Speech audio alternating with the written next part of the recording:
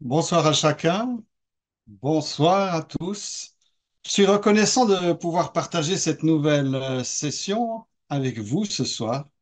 Merci à Gilles de nous accompagner dans ce moment autour de la parole de Dieu. Merci à chacun d'entre vous pour votre disponibilité et pour votre intérêt. Alors Gilles va nous conduire dans une découverte ou peut-être un affermissement de notre foi commune à travers ce livre des Proverbes. Encore une fois, merci. Merci aussi à Claude Henry qui assure la partie technique ce soir. Je vous invite maintenant à vous munir du canevas partagé, de prendre naturellement votre meilleur stylo et de saisir votre Bible précieuse et j'espère proche de votre cœur aussi, pour mettre au mieux à profit cet enseignement. Nous comptons naturellement aussi sur votre bonne volonté pour accomplir les devoirs qui nous seront peut-être encore une fois donnés par Gilles pour préparer au mieux la prochaine session du 25 mars. Ce que vous retiendrez le mieux sera naturellement ce que vous aurez noté, travaillé, découvert par vous-même. En guise de rappel, j'aimerais vous dire qu'il est important pour chacun d'entre vous de vous inscrire sur le site des centres bibliques ou bien de m'envoyer un mail à FBC, formation biblique continue, fbc@centrebiblique.org afin de pouvoir rendre possible l'envoi de documents additionnels ou bien de pouvoir vous communiquer un nouveau lien Zoom s'il y avait cette nécessité. Gilles vous expliquera comment procéder au sujet des questions qui surgiront peut-être ou probablement durant son exposé. Nous avons prévu deux moments spécifiques, une nouvelle fois, pour écouter les réponses de la parole, les réponses de Gilles, en milieu et en fin de programme. Mais Gilles nous introduira dans ces moments-là. Je vais prier maintenant avant de passer le relais à Gilles. Merci Dieu et Père. Merci pour ta parole vivante et opérante. Merci Père pour ce que tu veux me dire ce soir par ta parole, par l'intermédiaire de ton serviteur Gilles Despins. Donne-moi un cœur qui écoute, un cœur qui retienne, un cœur qui médite tes paroles de vie. Nous te demandons ensemble de bénir, de fortifier Gilles pour des moments partagés utiles, rafraîchissants, régénérants. Et c'est au nom de notre Seigneur Jésus que nous avons prié. Amen. Amen. Merci beaucoup, frère Kimo, pour cette introduction. Et bonsoir à tous. Je me réjouis de pouvoir me joindre à vous à nouveau ce soir pour poursuivre notre étude des proverbes. Et c'est un cours qui peut être efficace parce que c'est la parole vivante que nous étudions et en particulier, voilà, c'est ce livre de sagesse extraordinaire qui est tellement pratique et qui a toute la capacité par l'Esprit de Dieu qui travaille en nous de changer nos vies, hein, de nous amener à intégrer dans nos vies quotidiennes les principes de sagesse qui ressortent de ce livre des Proverbes, des principes qui sont partout dans les Saintes Écritures aussi, hein. On voit qu'il y a une concentration, bien entendu, de tous ces principes de sagesse dans le livre des Proverbes, mais la parole de Dieu est tellement cohérente, harmonieuse. Alors, ce n'est pas surprenant de retrouver même dans les livres du Nouveau Testament plusieurs de ces principes que nous allons étudier ensemble, Dieu voulant, à travers cette courte série. Déjà, je vous rappelle que pour les questions, vous devez utiliser l'onglet Q et R, donc questions et réponses, qui est au bas de la fenêtre de Zoom. Et donc, vous pouvez poser vos questions via cet onglet. Et donc, Claude Henry, qui m'assiste dans les réponses aux questions, eh bien, il va pouvoir sélectionner les questions d'intérêt général. Et s'il y a des questions qui seraient un petit peu plus spécifiques, eh bien, je pourrais peut-être y répondre plus tard par email.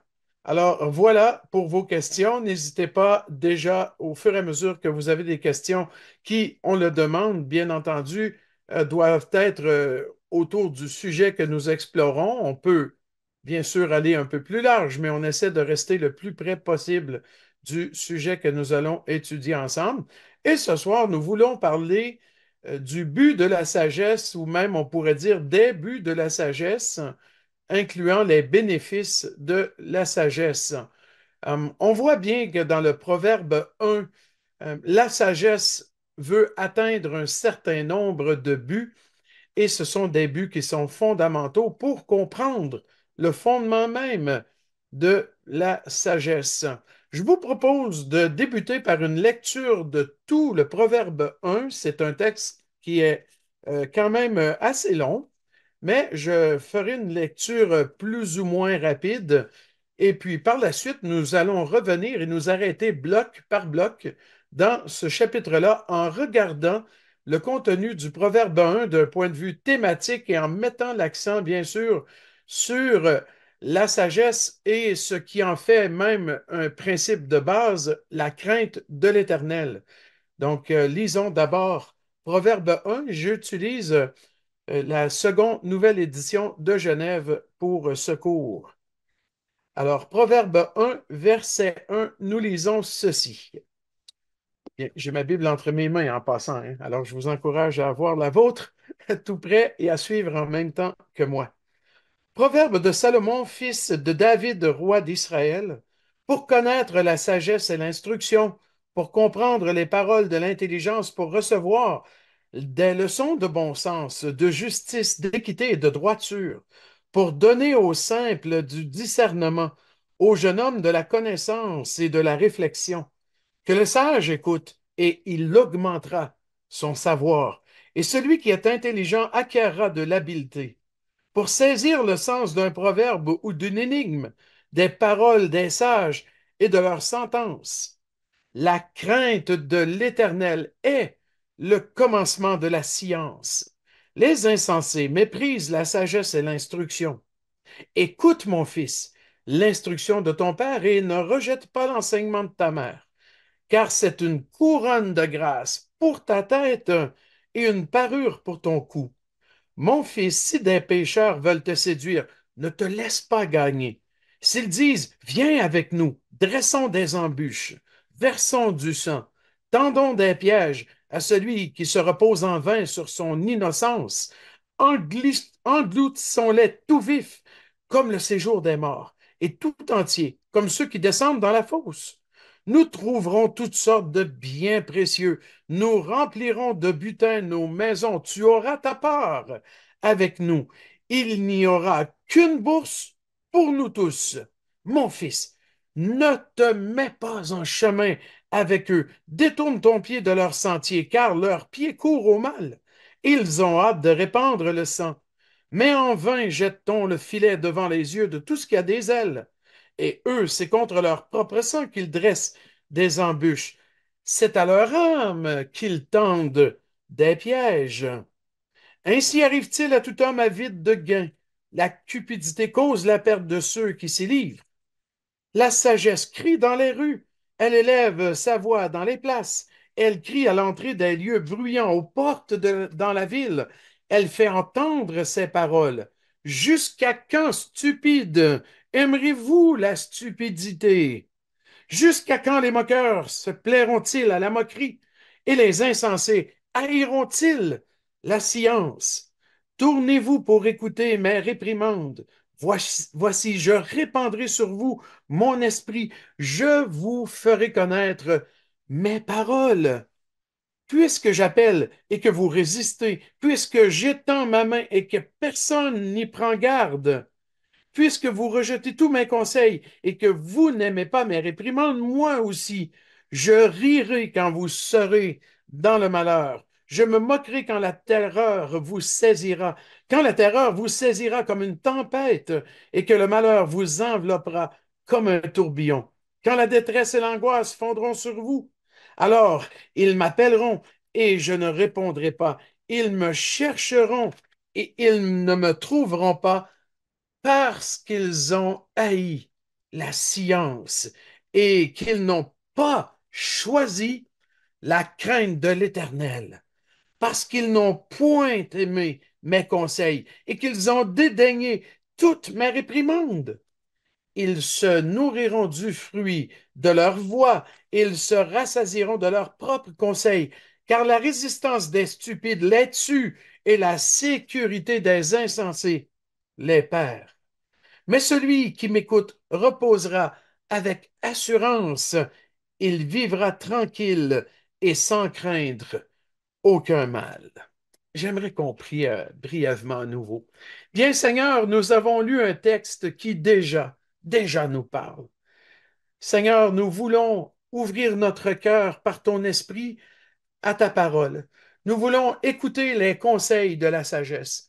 Nous voulons entendre ce que tu as à nous dire. Et Seigneur, s'il le faut, reprends-nous, corrige-nous, mets ta main sur nous pour que ta bonne discipline de Père puisse nous former, nous, tes enfants, à être des hommes et des femmes sages.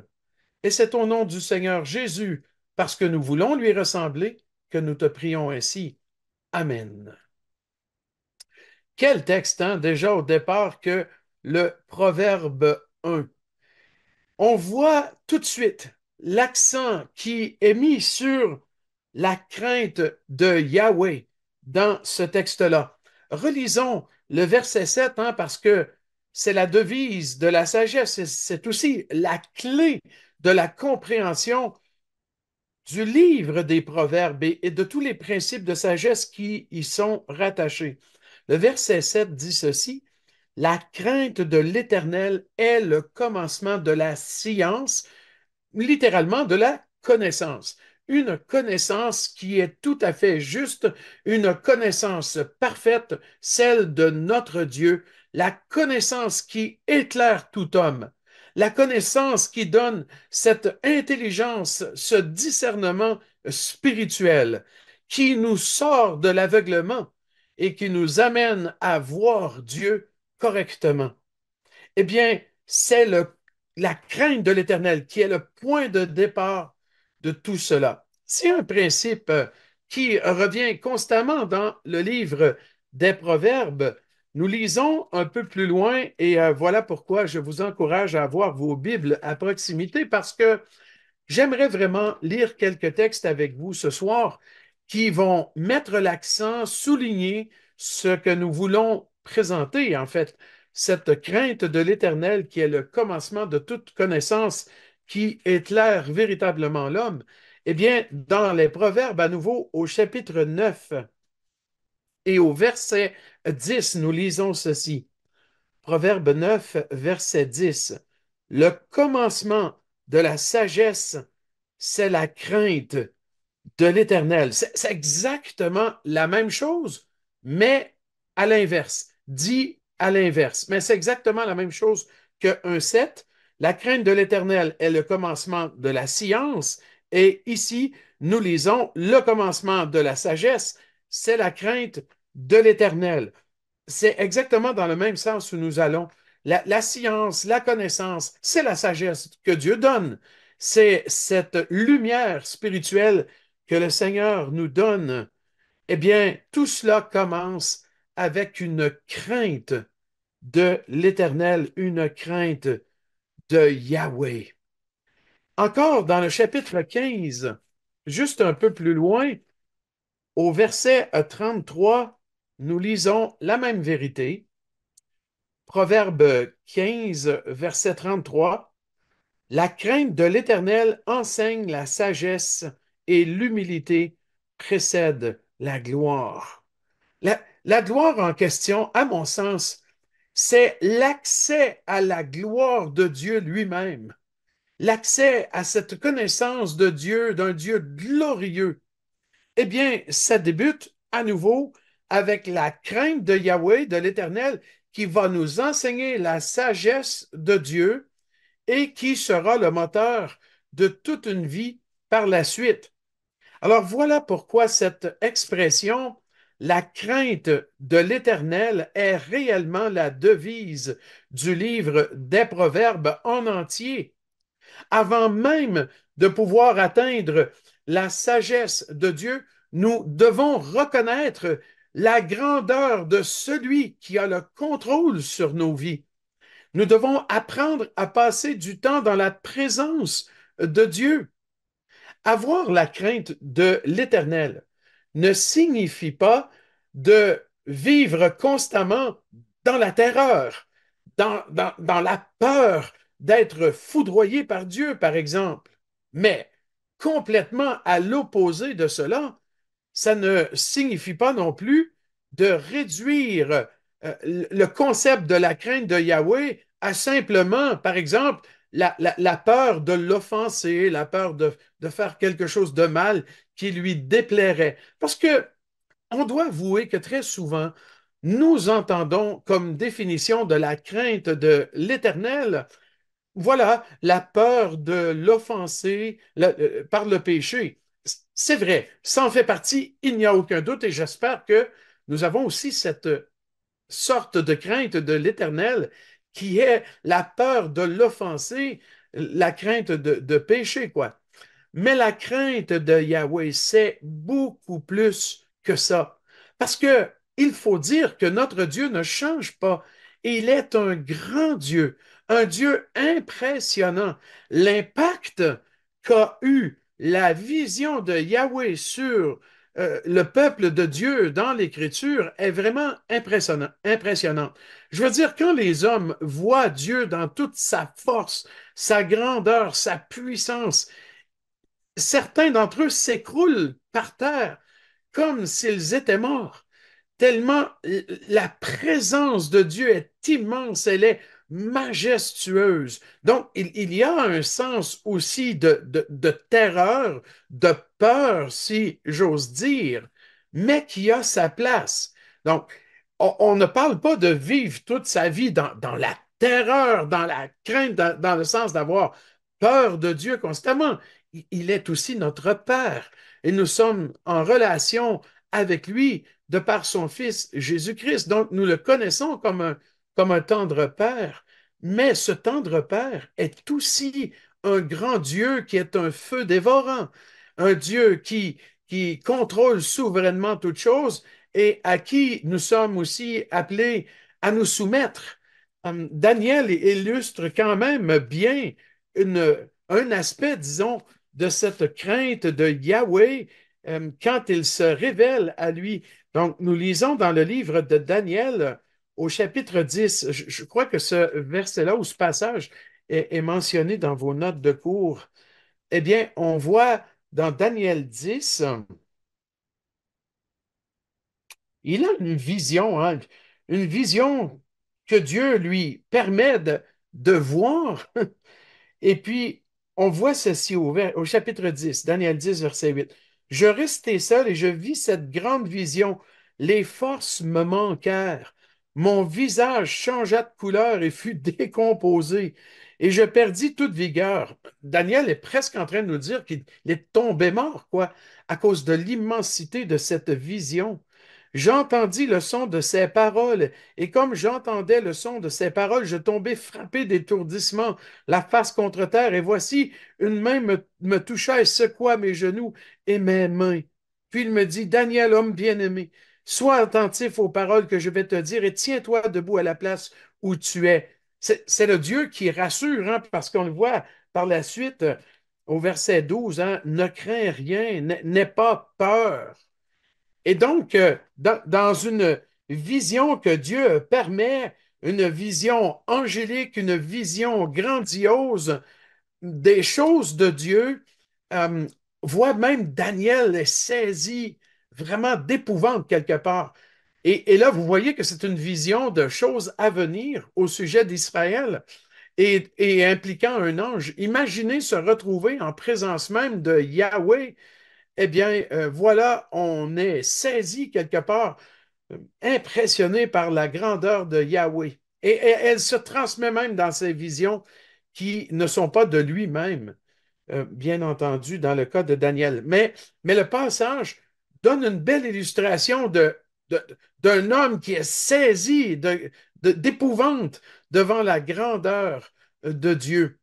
Et quelque part, cette notion-là d'être impressionné par la grandeur de Dieu au point de trembler, on dirait qu'elle se perd chez les croyants et peut-être parce qu'on met trop l'accent sur cet aspect de un Dieu qui est un Père, qui est bon, hein, qui est aimant, et parce qu'on met que l'accent là-dessus, on oublie que Dieu reste Dieu quand même aussi.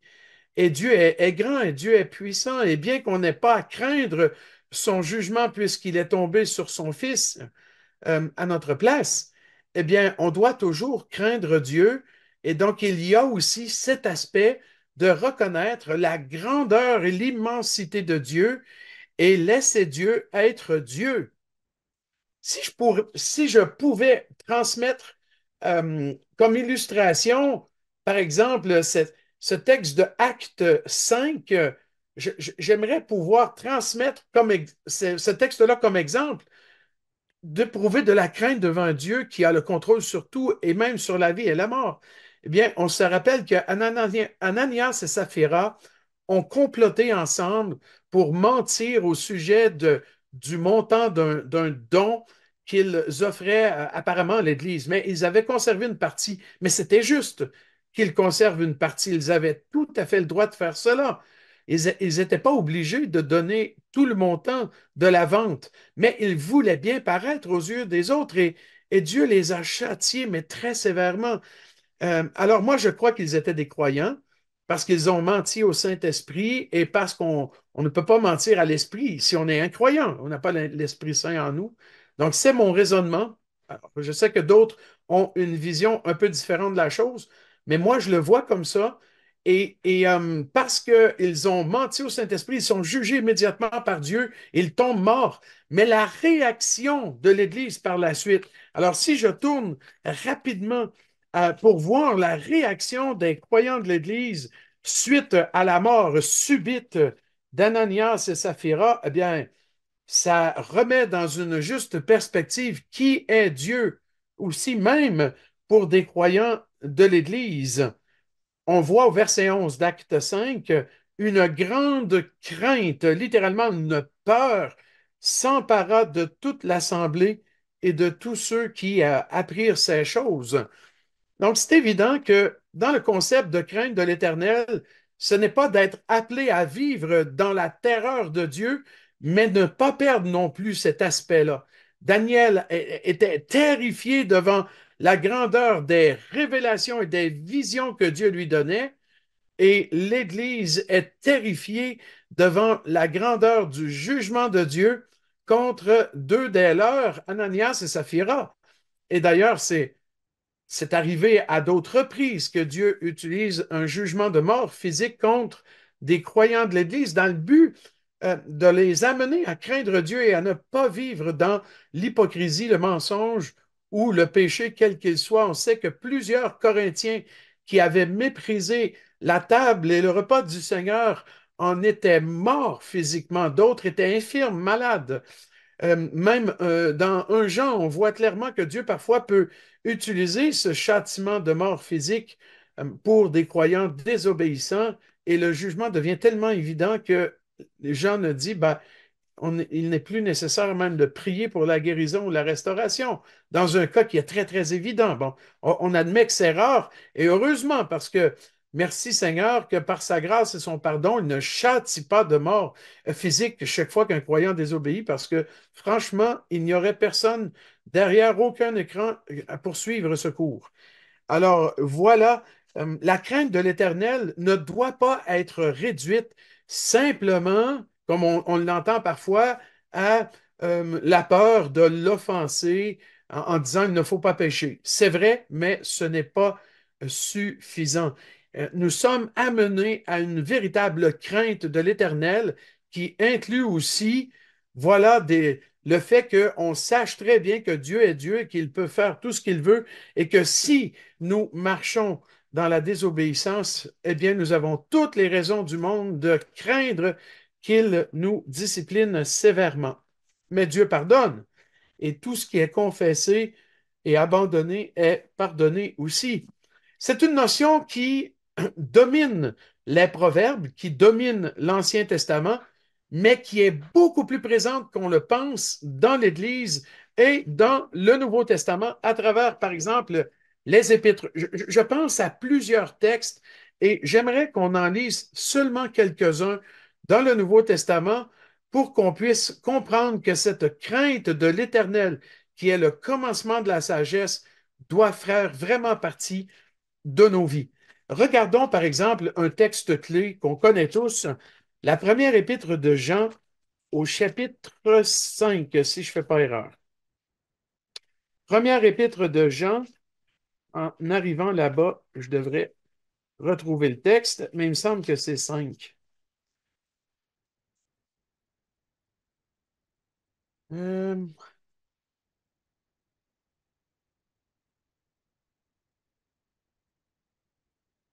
pardon, chapitre 4. Voilà.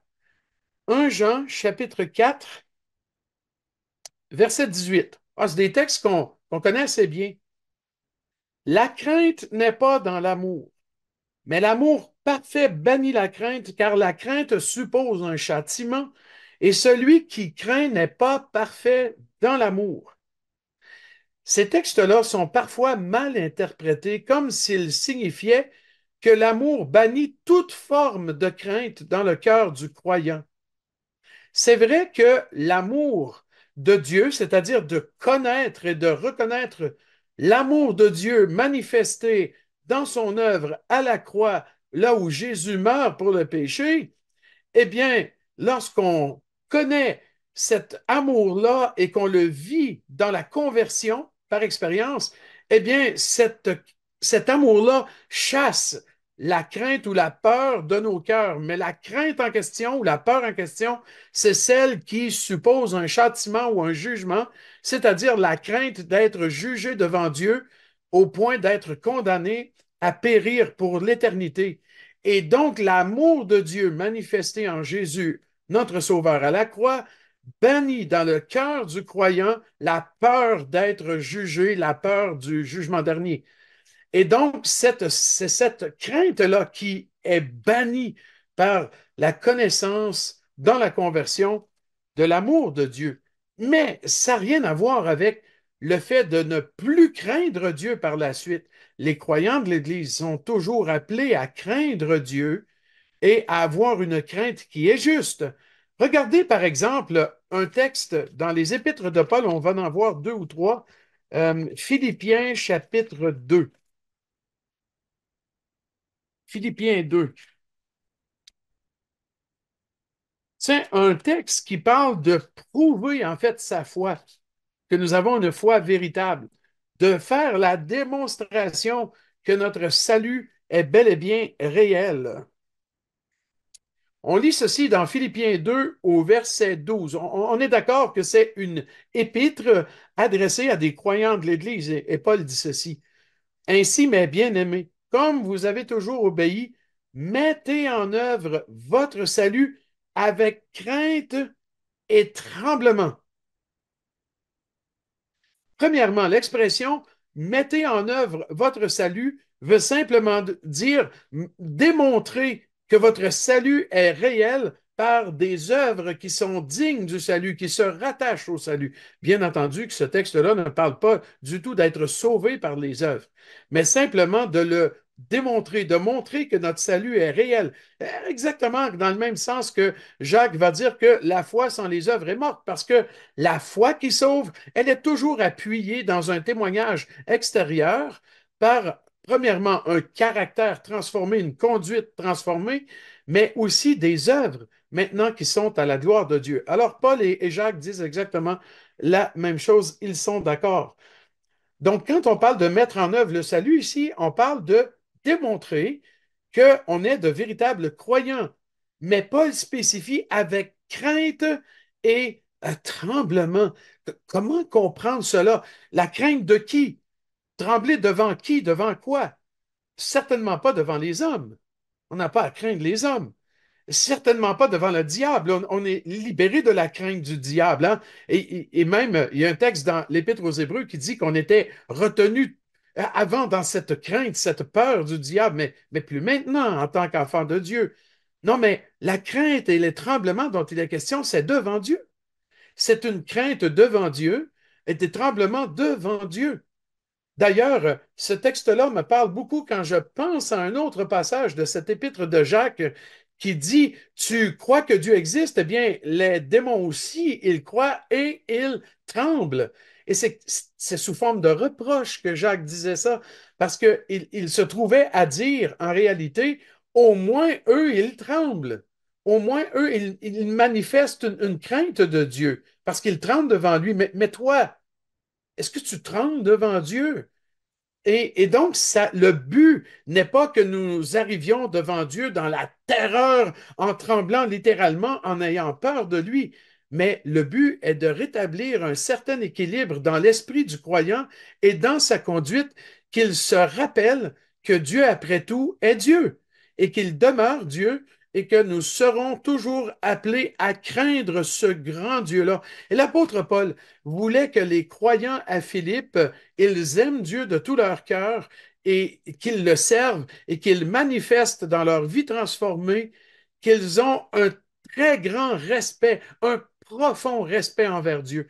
Et en réalité, c'est ça la crainte de Dieu, c'est d'avoir, en tant qu'enfant de Dieu, un profond respect envers Dieu, un peu à l'image de ce que nous faisons quand nous respectons nos parents, nous les respectons profondément, nous les craignons dans ce sens-là où on ne veut pas les offenser, mais en même temps aussi, on sait très bien qu'ils ont l'autorité pour nous corriger quand nous sommes enfants sous l'autorité de parents. On a tous, ou à peu près tous, vécu cela. Alors, le point est vraiment de reconnaître dans nos vies la grandeur de Dieu. Et je crois que cela nous évite de devenir familiers avec Dieu, non seulement dans notre langage, mais dans notre façon d'être, dans notre façon d'agir. Euh, Dieu n'est pas notre copain là, avec qui tu vois, là, on peut agir comme si c'était un copain qu'on peut blaguer avec et puis, avoir une attitude un peu familière. On ne doit pas agir comme cela envers Dieu. Dieu est grand, il est le Seigneur, il est le Sauveur, le Maître de l'univers, Yahweh Sabaoth, hein, l'Éternel des armées. On est appelé à respecter ce grand Dieu-là, qui est aussi notre Père et qui nous aime aussi tendrement. Et en ayant cette double vision, si je peux dire, de Dieu, nous sommes maintenant appelés à le servir correctement, à agir et à parler correctement de Dieu et à Dieu, et donc à avoir une attitude qui correspond à ce que doivent être des enfants de Dieu en réalité. Il y a beaucoup d'autres textes qui en parlent. J'en ai quelques-uns sous les yeux. Je fais simplement maintenant, sans qu'on y tourne, vous faire quelques lectures, mais dans les Colossiens, au chapitre 3, le verset 22, Paul dit ceci, qu'on doit obéir au Seigneur avec simplicité de cœur. Ça veut dire avec un cœur entier, intègre, dans la crainte du Seigneur. Ça, c'était aux Colossiens. On vient de voir aux Philippiens ce que Paul leur avait dit aussi. Dans l'Épître aux Hébreux, hein, il est question, au chapitre 12, verset 28, de montrer notre reconnaissance à Dieu en lui rendant un culte agréable avec piété et crainte. Donc, la notion de craindre Dieu, de reconnaître sa grandeur dans nos vies et de laisser Dieu être Dieu, de prendre notre place comme des hommes à ses côtés ou sous ses pieds ou sous son autorité, eh bien, tout cela va nous amener dans cette crainte qui est le début de la sagesse dans le livre des Proverbes. Vous savez que en retour donc au chapitre 1 des Proverbes, dans le verset 7 que nous avons lu, on peut lire dans la seconde ligne du verset que les insensés, eux, méprisent la sagesse et l'instruction. Et cette ligne-là est en parallèle avec la ligne précédente, mais par contraste. Et donc, elle démontre un contraste frappant avec la première ligne. Ceux qui connaissent le Seigneur, qui l'aiment et qui veulent toujours mieux le connaître, ils craignent l'Éternel, ils craignent Dieu. Mais ceux qui n'ont pas la crainte du Seigneur méprisent la sagesse qui vient de lui. Eh bien, la parole de Dieu décrit ces gens-là comme étant des insensés, des gens qui sont fous, quoi. Parce qu'ils tournent le dos à la sagesse qui vient de Dieu, et parce qu'ils font cela, ils ne peuvent pas arriver à la connaissance de Dieu et ni à la connaissance de ses voies, c'est-à-dire de sa volonté, de la manière dont les hommes doivent vivre pour eux-mêmes, hein, pour leur propre bonheur dans un sens, mais bien entendu pour la gloire de Dieu. Voilà pourquoi ceux qui méprisent la crainte de Yahweh méprisent la sagesse et en faisant cela, ils demeurent dans l'ignorance. Alors, qu'est-ce qu'ils vont faire? Eh bien, ils vont argumenter, ils vont manipuler, négocier, ils vont contester, etc. Ils ne pourront jamais découvrir ceux qui méprisent la sagesse et la crainte de Yahweh ne pourront jamais découvrir sa volonté, comprendre sa volonté dans leur vie et pour leur vie. Il y a plusieurs sortes d'insensés dans le livre des Proverbes, si je peux dire, et on le voit en cours de route quand nous lisons à travers le livre. Mais l'insensé se définit de façon générale comme étant quelqu'un qui ne craint pas du tout Yahweh et donc qui ne laisse pas Dieu être Dieu dans son cœur et dans sa propre vie. Il y a une relation qui existe de proximité immense entre la crainte du Seigneur d'une part et la véritable sagesse. Et c'est sur cette sagesse-là, en fin de compte, que se développe la crainte et la crainte se développe sur la sagesse. Donc, les deux s'appuient mutuellement et les deux, on pourrait dire, sont un fruit de l'autre en réalité. Donc, on voit qu'il y a une relation très, très proche entre la crainte de l'Éternel et la sagesse et la connaissance de l'Éternel qui nous amène à des vies conformes à sa volonté. Le résultat de tout cela sera bien entendu la maturité spirituelle. Quand Salomon a prié pour demander cette sagesse, il reflétait déjà euh, quelqu'un qui avait ce fondement dans sa vie parce qu'il craignait l'Éternel, il craignait Yahweh, il avait un profond respect pour Dieu et il avait besoin de sa direction dans sa vie et il l'implore de lui donner la sagesse et Dieu va la lui donner et à travers sa vie, tant et aussi longtemps que Salomon va craindre Yahweh, et mettre en pratique cette sagesse-là dans sa vie, connaître Dieu, eh bien, il va rester dans les voies de Dieu. Ce qui est malheureux, c'est qu'on sait qu'à la fin, Salomon va malheureusement s'écarter de la sagesse qui vient de Dieu et donc va s'écarter des voies de Dieu pour lui-même. Ça nous amène à parler du but des proverbes. Je prends juste une petite gorgée d'eau. On voit dans le proverbe 1. Donc, si on revient au livre, le livre des Proverbes, on voit dans le premier chapitre, au verset 5, ça nous dit ceci, que le sage écoute et il augmentera son savoir, et celui qui est intelligent acquérera de l'habileté. Déjà, la sagesse, elle n'est pas naturelle en l'homme, elle vient de Dieu, de même que l'intelligence qui est mise en parallèle ici, est mise en parallèle avec la sagesse, et donc les deux sont presque synonymes dans un passage comme celui-là. Et bien entendu, ça parle de, de discernement spirituel. En fait, ça parle de pouvoir comprendre, saisir les choses d'un point de vue spirituel. Mais quand on l'a, et on le reçoit, c'est pas une sagesse qui va nous donner, nous éclairer pour qu'on connaisse toute chose, toute la parole de Dieu tout d'un coup. Mais c'est une sagesse qui va se développer en maturité chrétienne et c'est une connaissance qui va aussi se développer en maturité et donc augmenter. Et c'est ce qui est merveilleux dans ses plans. Dieu n'a pas choisi que tout à coup, à la conversion, on devienne tous parfaits en Jésus-Christ, tous remplis de toute la lumière spirituelle nécessaire. Dieu se glorifie dans la vie d'hommes et femmes, pécheurs ou pécheresses transformés par le salut et par l'acquisition de la sagesse qui vient de Dieu dans le salut par la suite. Donc, ce passage-là montre clairement que la sagesse, elle est pour tout croyant, peu importe où on est rendu dans notre vie chrétienne, peu importe notre niveau de maturité, de connaissance même, nous sommes toujours appelés à progresser dans la sagesse et l'acquisition de la sagesse de Dieu, qui est aussi la révélation de sa connaissance. Ce qui aura un impact pratique dans nos vies, c'est certain. Il y a le mot habileté qui est utilisé à la fin du verset 5, acquérir de l'habileté. Ce mot-là vient du monde nautique à l'époque et faisait référence à la barre d'un navire. Donc, c'était pour diriger le navire. Et la sagesse de Dieu va donc être comme la barre d'un navire qui va nous aider à diriger nos vies à travers la mer de difficultés que peut représenter la vie d'un enfant de Dieu et donc toutes les circonstances différentes.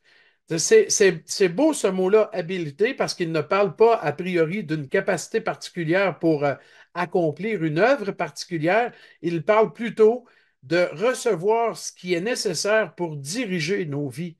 Et plus on connaît le Seigneur, plus on connaît sa parole, eh bien, plus on est imbibé de sa sagesse et donc on est dirigé par sa parole, dirigé par l'Esprit qu'il met en nous avec la sagesse qu'il nous donne. Et le verbe acquérir, qui est mentionné juste avant, donc acquérir cette barre, si vous permettez toujours l'expression qui est tirée de l'illustration là, du monde nautique, eh bien, acquérir signifie vraiment littéralement acheter et indique probablement ici qu'il y a un certain prix à payer pour cette progression, mais bien entendu, on ne parle pas du salut, là. On parle que dans la vie chrétienne, il y a un prix à payer pour grandir dans la connaissance et la sagesse de Dieu. Et le prix de base à payer, là, c'est du temps. C'est de donner du temps de qualité à Dieu pour lire sa parole, pour prier, pour passer du temps en communion avec lui, de réfléchir, de garder présent à notre esprit sa parole, un peu comme on le voit chez les personnages bibliques qui repassent les choses dans leur cœur, comme Marie, d'ailleurs, faisait aussi. Donc, il y a un certain prix à payer, un renoncement peut-être à certaines activités, à certains loisirs, à certains moments. Pas tout le temps, mais parfois, ça peut être comme ça.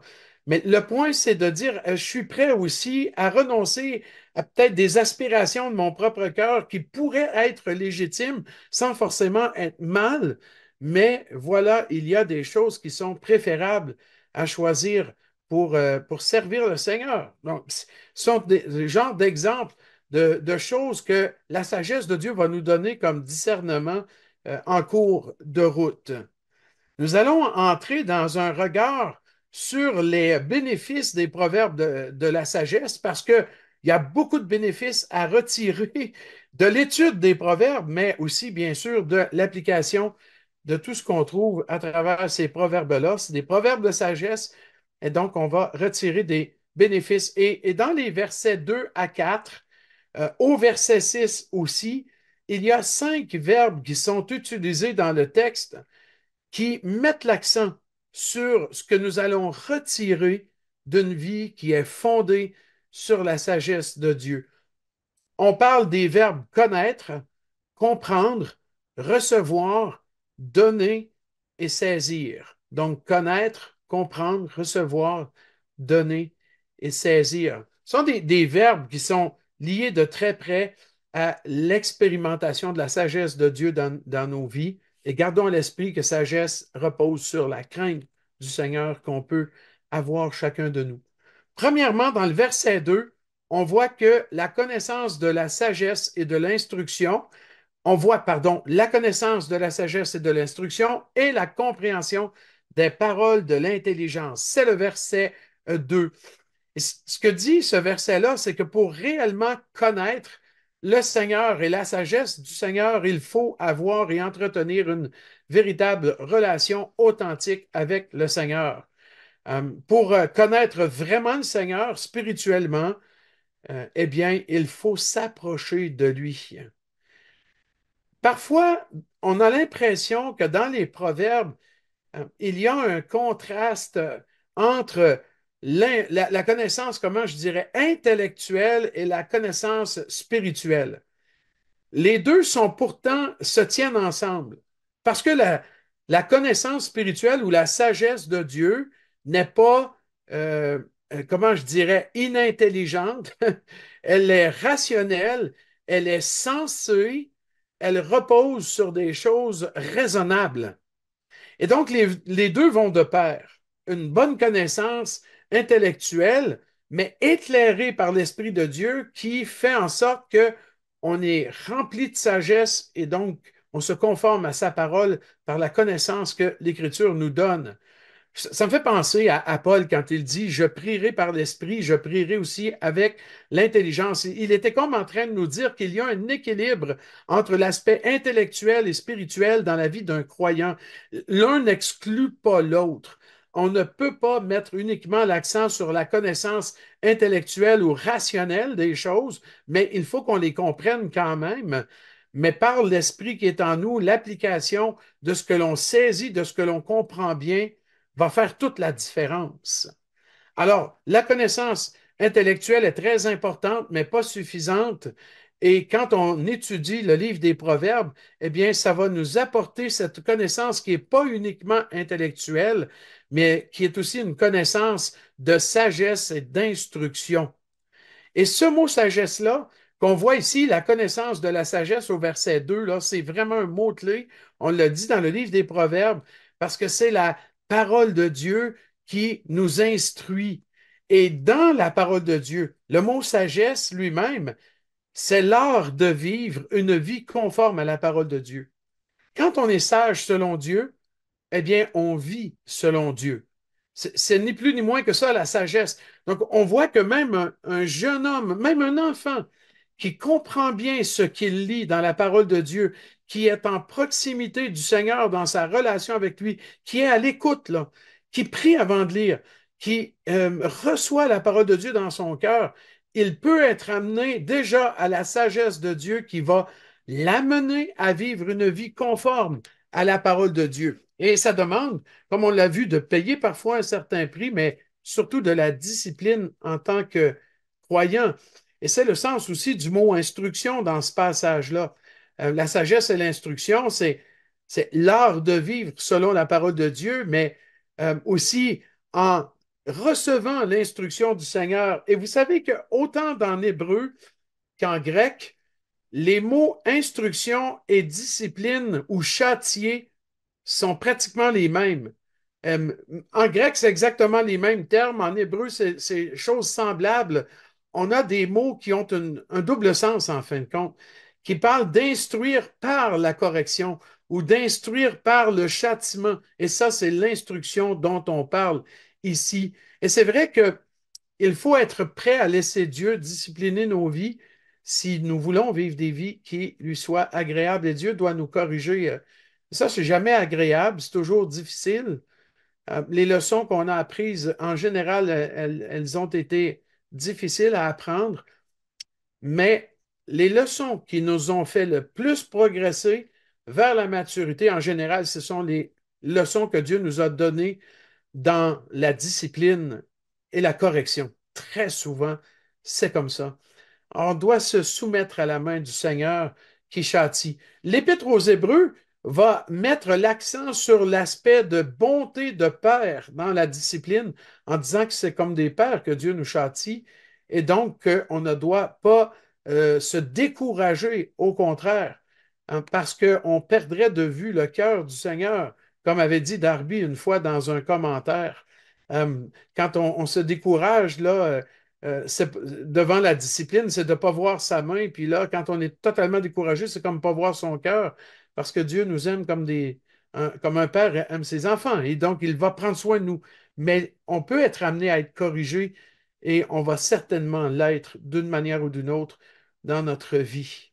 Donc, en lisant le livre des Proverbes, et ce Proverbe 1 en particulier, ben déjà, on se fait rappeler que la sagesse nous amène à la connaissance fait et entretient cette sagesse-là de Dieu qui est l'art de vivre une vie conforme à Dieu, et Dieu utilise parfois dans son instruction la correction et la discipline pour nous amener à vivre des vies qui lui soient agréables. On lit aussi à la fin du verset 2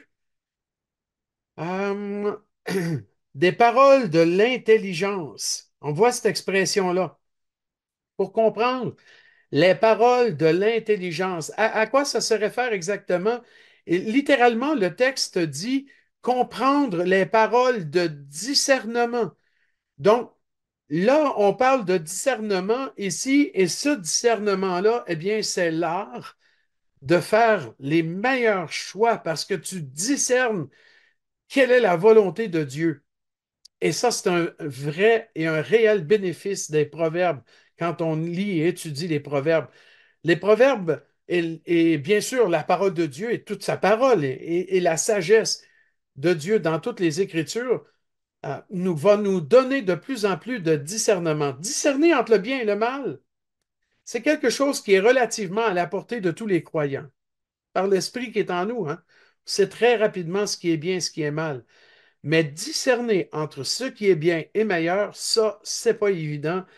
Et là, il faut en général un niveau de maturité qui est plus élevé.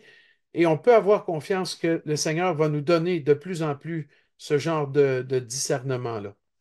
Ensuite, on a au verset 3 la compréhension du bon sens, de la justice, de l'équité et de la droiture. Donc, on suit la structure que vous trouvez dans vos notes de cours. Ces mots-là sont des synonymes, sont tous des synonymes, et Darby va traduire par sagesse, justice, juste jugement et droiture. Alors que dans la version seconde, on a le mot bon sens plutôt que sagesse dans la Darby. Mais je trouve que c'est bien d'avoir les deux traductions bon sens et sagesse, parce que ça rappelle quelque part que la sagesse de Dieu, elle est éclairée, là, elle est rationnelle, elle est aussi intellectuelle, elle n'est pas stupide, elle n'est pas insensée, elle n'est pas irrationnelle. Donc, la foi même n'est pas irrationnelle, elle est sensée, et j'aime beaucoup cette expression de bon sens et en lisant Darby, ben, on dit, bon, ben voilà, c'est le terme sagesse qui est là. Mais dans le passage qui est là, les quatre termes sont utilisés pour parler d'une vie qui honore Dieu parce que c'est une vie qui est juste. Voilà pourquoi on a tellement de synonymes, justice, équité, droiture, donc juste jugement dans la Darby. Donc, ces termes-là parlent tous de notre conduite envers Dieu et envers les hommes. Au verset 4, on a le discernement, la connaissance, la réflexion. Ce sont tous des bénéfices qui viennent de la sagesse de Dieu. Discernement, connaissance, réflexion. Et à qui cela est-il proposé? Remarquez la terminologie au début du verset 4. Au simple. Qui est le simple?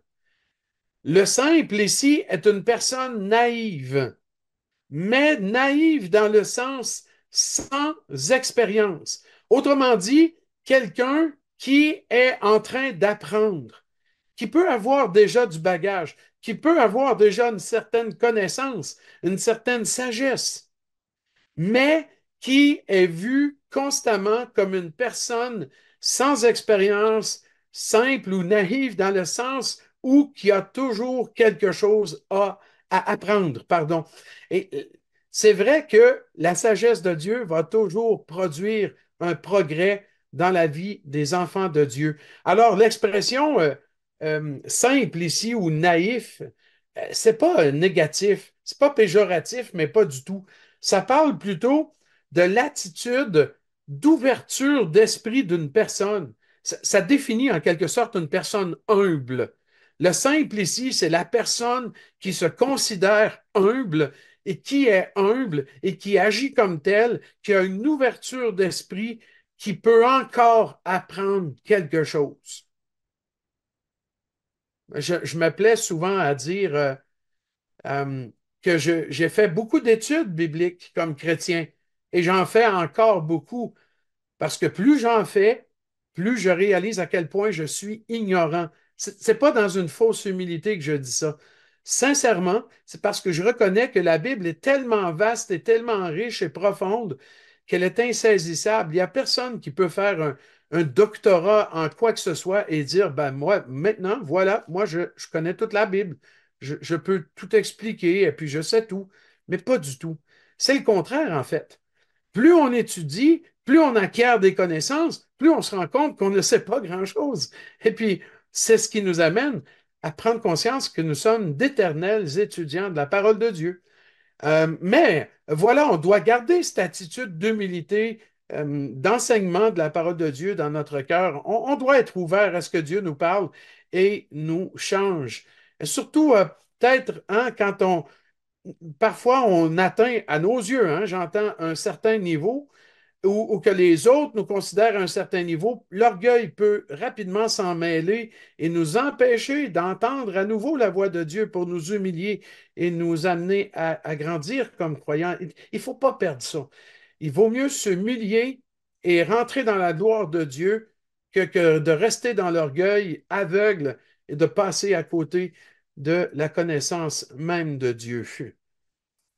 Et donc, les simples dans ce passage, ceux qui sont humbles, ouverts d'esprit, qui veulent entendre ce que Dieu a à leur dire, eh bien, ils vont recevoir du discernement, donc va être en mesure de faire de meilleurs choix, de comprendre les choses, d'être prudents dans leur vie, soit avant de parler, soit avant d'agir, soit avant de décider quoi que ce soit. C'est pas merveilleux. Tu peux pas avoir de plus grands bénéfices ici-bas sur cette terre.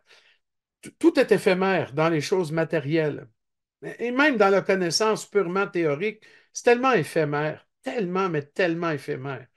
Alors que le discernement, la sagesse, c'est un fruit durable, hein, permanent, qui demeure toujours et qui s'entretient et qui peut même croître et grandir. Mais comme Salomon, on peut aussi carrément l'éteindre, l'étouffer par la suite et partir dans la mauvaise direction. Voilà pourquoi on doit constamment revenir et toute notre vie, jusqu'à la fin, revenir au pied du Seigneur pour apprendre de lui. Et avant une pause et des questions, si vous en avez, bien entendu, eh bien, on voit dans le verset 6 une compréhension générale qui sera un bénéfice de la sagesse et de la crainte de Yahweh, puisque le texte nous parle de saisir le sens d'un proverbe ou d'une énigme. Ici, là, vous comprenez que ce n'est pas une promesse qu'on va tout comprendre. Mais la sagesse de Dieu qui est enseignée dans les proverbes et dans toute sa parole va rendre le croyant capable de saisir des choses de la parole de Dieu selon la volonté de Dieu. On découvre toujours des choses dans sa parole et ce que Dieu nous permet de découvrir doit nous amener aussi à progresser dans la mise en pratique de ce que l'on découvre. J'ai bien aimé un jour quand il me semble que c'est Spurgeon, Charles Spurgeon, ce grand prédicateur de l'Évangile britannique au 19e siècle, qui a dit: je n'ai aucun problème, aucun souci dans mon cœur avec les choses que je ne comprends pas. Autrement dit, c'est qu'il avait l'humilité de dire: il y a des choses que je ne comprends pas et ce n'est pas un problème pour moi. Mais ce qui est un problème pour moi, ce sont ces choses que je comprends et que je ne mets pas en pratique. Bien, la compréhension dont Dieu nous parle dans ce verset 6 et dans tout le chapitre, et bien entendu plus largement dans toute sa parole, eh bien, c'est une connaissance progressive de sa parole pour qu'on puisse la mettre en pratique au fur et à mesure que l'on découvre ce que Dieu veut pour nos vies. Et voilà, c'est un chemin constant qui devrait être toujours en progression, qui doit nous amener un jour à la ressemblance parfaite de Christ. C'est intéressant quand même de quelle manière Dieu a décidé de nous amener au plan final qu'on sait déjà, c'est-à-dire la conformité à l'image du Seigneur. Oui, un jour on sera parfait, oui, on sait déjà c'est quoi la fin, mais on est appelé maintenant par l'écoute attentive de la sagesse de Dieu dans les Écritures a déjà développé cette image de Christ en nous et à être transformé de plus en plus. Voilà, je prends une petite pause ici pour d'abord quelques questions. Je crois que Claude-Henri va se joindre à nous, si je ne fais pas erreur. Voilà, bonsoir à chacun. Alors, on a pour le moment deux questions qui nous sont posées. Une première question, j'espère bien l'interpréter. Si ce n'est pas le cas, vous complétez la compréhension que j'ai de cette question.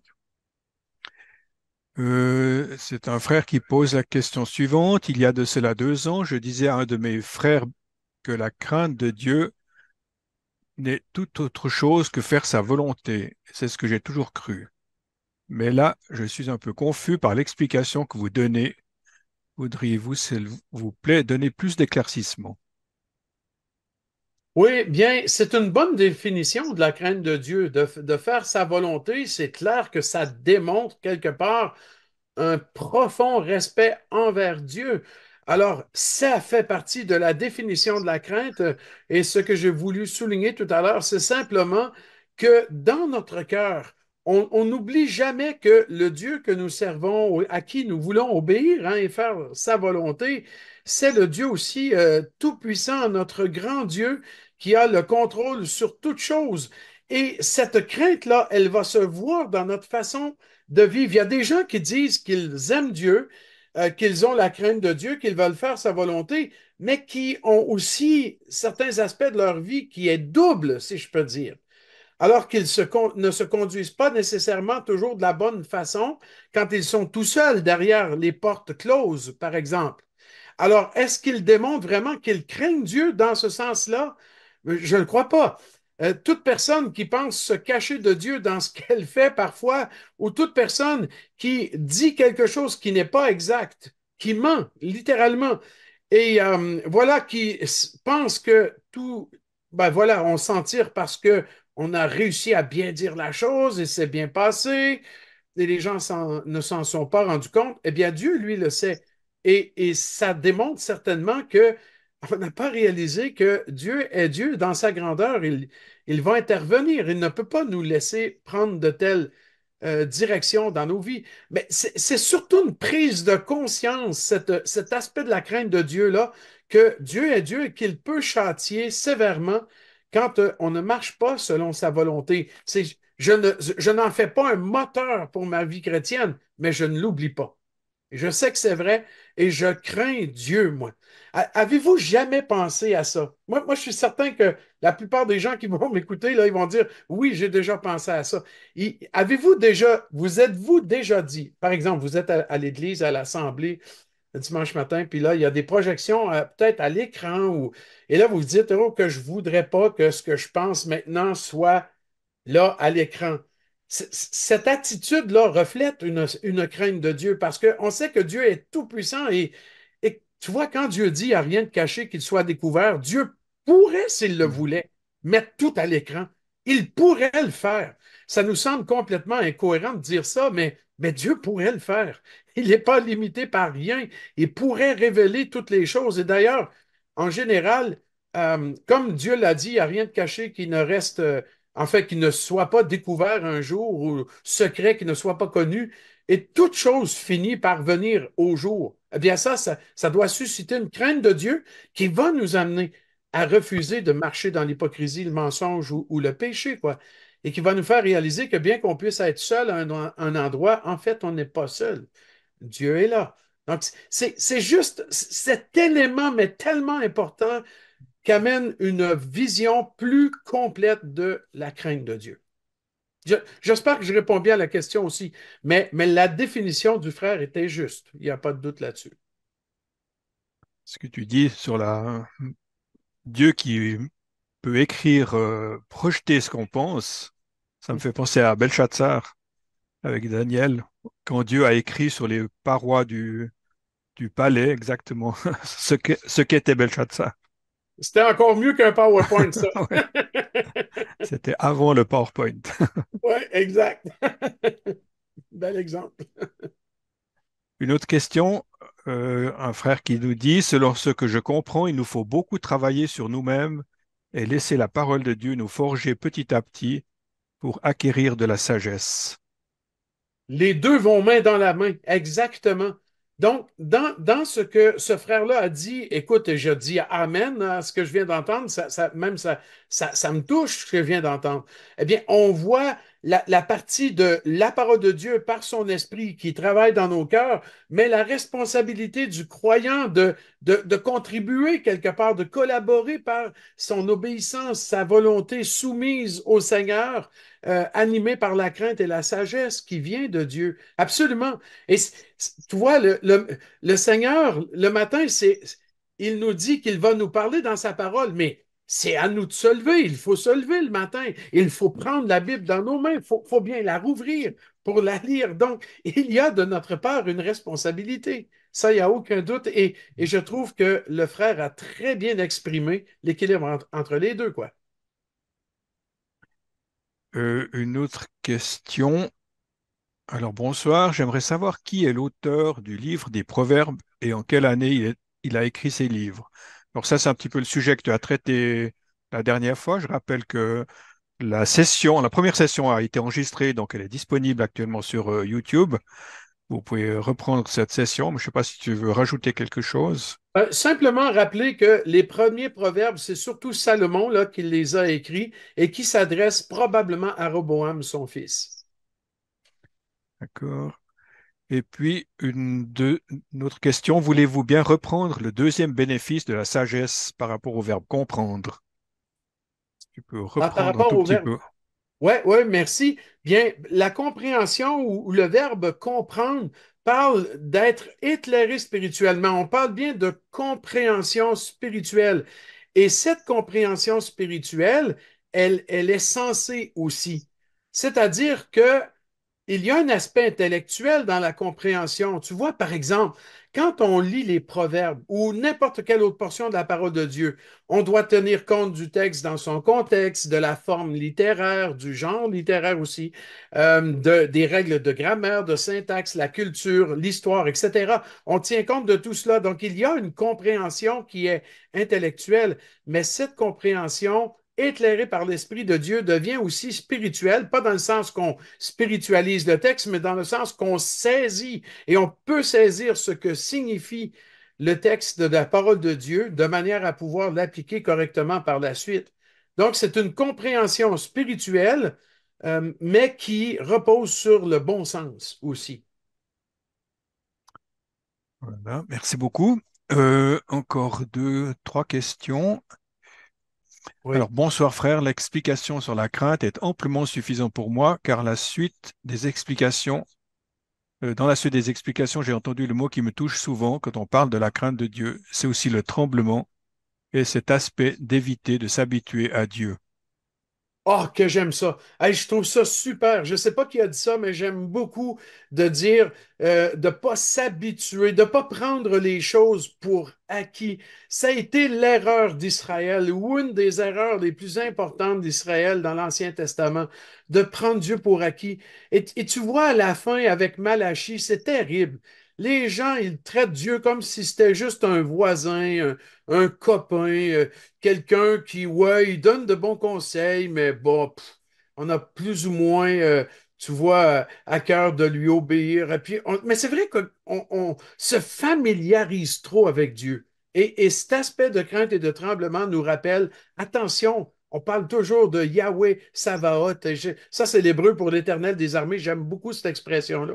Parce que c'est pas qu'elle nous dit que Dieu est en guerre contre nous, c'est pas le point, mais elle nous rappelle la grandeur, l'immensité de Dieu et que nous, on n'est que des hommes, hein. Alors, Mhm. ouais, j'aime bien ce qui a été commenté là.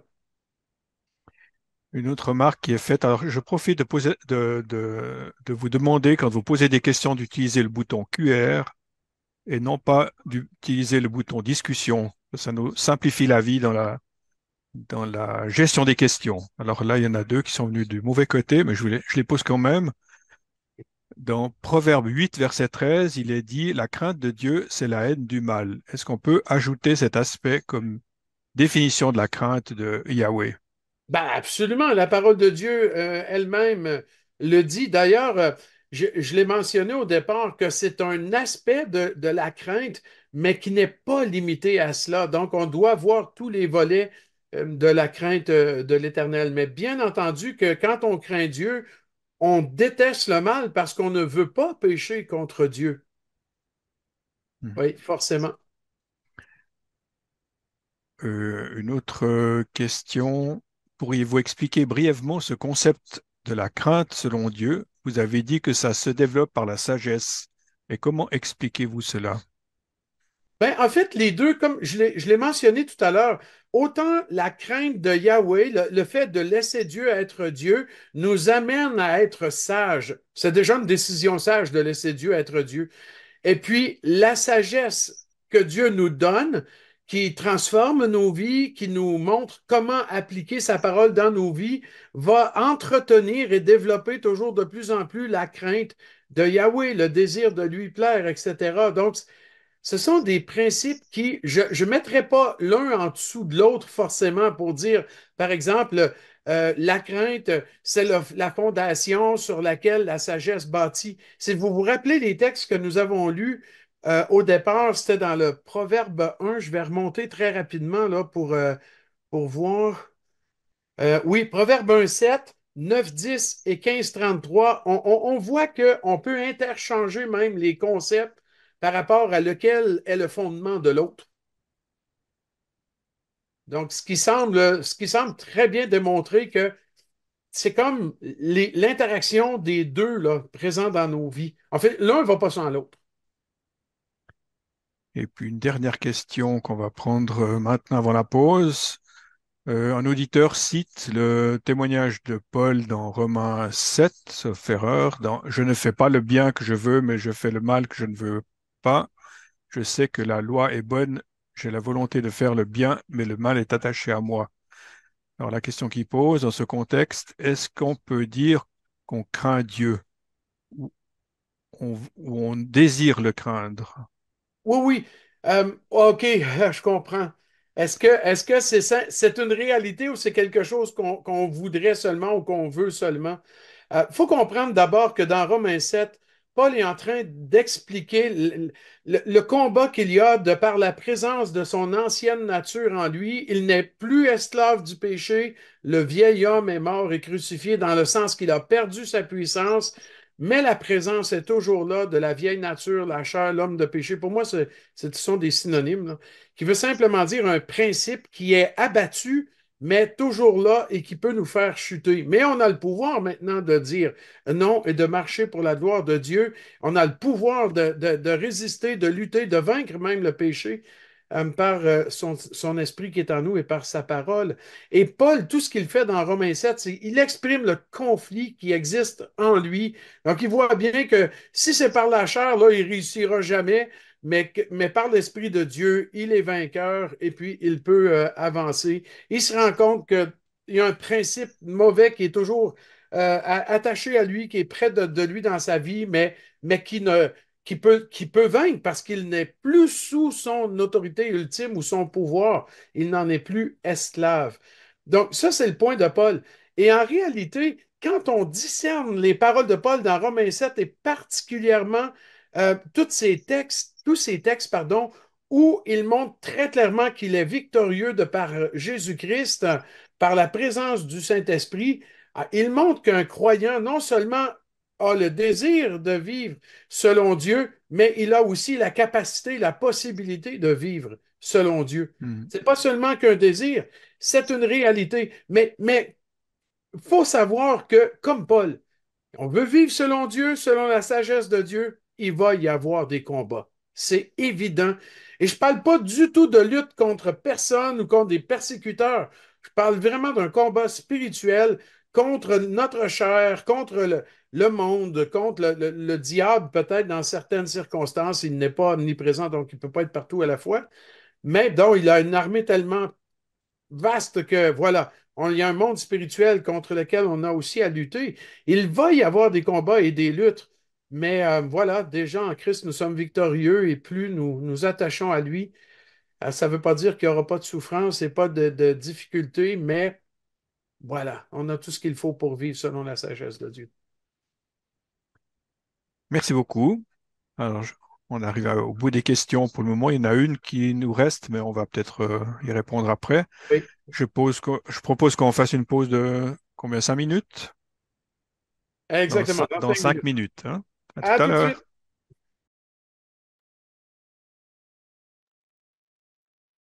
Voilà, Gilles, je te laisse continuer. Oui, alors il nous reste un petit bout de chemin à faire pour terminer le cours d'aujourd'hui. Vous avez des sous-titres là dans vos canevas, donc qui vous permettent de suivre la structure du cours avec moi.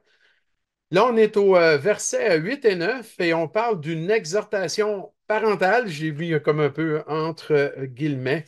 Et puis, juste relire ces versets-là hein, pour se remettre en contexte. Écoute, mon fils, et gardez toujours à l'esprit que dans l'Écriture, le concept d'écouter est lié de très, très près à celui d'être un disciple et d'obéir, en fin de compte. Ça, c'est dominant dans l'idée d'écouter. Donc, c'est vraiment d'être comme un disciple, d'apprendre quelque chose et d'obéir par la suite en conséquence. Et donc, écoute mon fils. Et on présume que c'est à Roboam que Salomon disait ça. Donc, écoute mon fils, l'instruction de ton père et ne rejette pas l'enseignement de ta mère. On voit là ce genre de parallélisme qui est donné ici. Donc, écoutez, donc rejette pas, c'est par contraste, hein, vraiment, ces deux lignes qui sont très mises en contraste en fin de compte. Écoute mon fils, et puis c'est l'instruction, l'enseignement, ton père, ta mère. Le but, c'est pas forcément là, de mettre l'accent sur l'un ou l'autre des parents, c'est juste de mettre deux lignes vraiment en parallèle, puis en soulignant un contraste fort, en particulier celui de ne pas rejeter. Mais ça pourrait être dit autant du père que de la mère, les deux choses, là, ça revient exactement à la même chose. Ça, c'est de la poésie en réalité. Donc, cette exhortation-là, hein, de ne pas rejeter, d'écouter et de ne pas rejeter, ça nous rappelle l'importance de recevoir la parole de Dieu exactement comme un enfant qui reçoit l'éducation de ses parents. Ça, on doit se considérer comme tel. C'est pour ça que, quelque part, devant la parole de Dieu, on sera toujours des enfants. On va toujours être en train d'apprendre. Ça ne veut pas dire de rester immature, mais on peut être très mature comme croyants, mais se considérer toujours comme des enfants pour pouvoir écouter, recevoir, être transformé, tout ce qui vient de Dieu. L'accent est vraiment mis sur la discipline du Père dans ce texte-là. Donc, on voit l'instruction, là, à nouveau, ben, le mot instruction comporte la notion de correction, discipline, châtiment, si c'est nécessaire. Et voilà pourquoi on doit se considérer comme des enfants qui écoutent auprès de leur Père céleste. C'est pour ça que j'ai appelé ça une exhortation parentale ici. En fait, c'est le cours de Moody, hein. C'est pas moi qui ai inventé ça, là. Je le rappelle, si vous ne saviez pas, ça c'est un cours que j'avais suivi avec Moody Bible Institute de Chicago, aux États-Unis. Puis j'ai reçu une permission très gracieuse de leur part de traduire et d'offrir le cours comme ça à plusieurs étudiants. Ensuite, au verset 10 à 19, sans relire les textes, on parle des pièges d'une vie facile. Où on essaie, tu vois, on essaie de contourner les règles, contourner les lois, simplifier les choses de manière à ne pas faire d'efforts et à recevoir un gain ou à obtenir un gain facile. C'est ça le point de ces versets-là. Et ça, vraiment, c'est des pièges, ça. Il faut faire attention.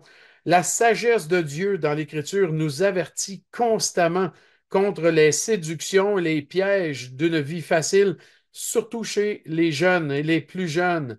Attention, parce que c'est vrai que la tentation d'avoir tout sans effort, eh bien, ça peut être très, très, très forte chez certaines personnes, la tentation d'obtenir quoi que ce soit ou toute chose sans le moindre effort.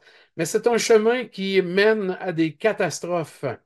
On voit là avec le langage qui est utilisé ici, le langage de piège, de trappe, etc. Donc, attention, on va se retrouver empiégé là, ou piégé, je devrais dire, dans des difficultés par la suite. On ne doit pas contourner. Chez nous, on dit souvent l'expression couper les coins ronds.